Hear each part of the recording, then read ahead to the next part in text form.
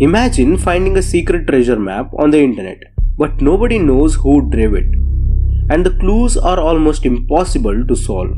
That is exactly what happened on September 16, 2016. On the exact date, a completely unknown Twitter account named Tengri137 suddenly appeared. The account posted a highly secure hacker-level link that led to a strange 23-page digital book. From Twitter, the book quickly spread to deep internet forums like 4chan and Reddit.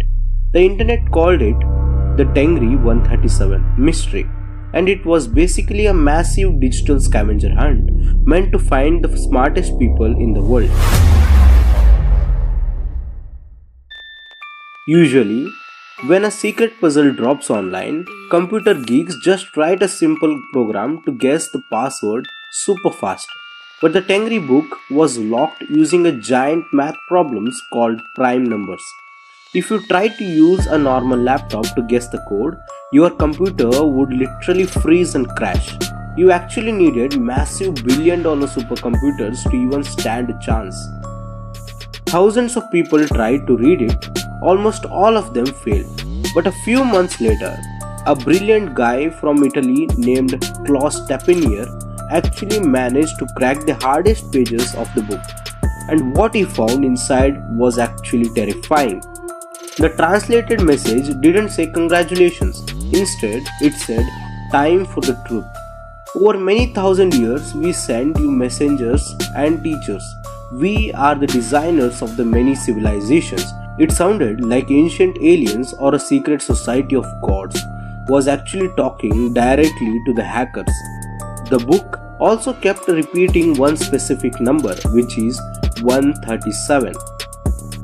In real world science, 137 is basically a magic cheat code for how the universe works. Famous scientists, even Albert Einstein, spent their whole lives trying to figure out why this exact number is so special. The creator of the book was basically telling the internet, "You think you are actually smart?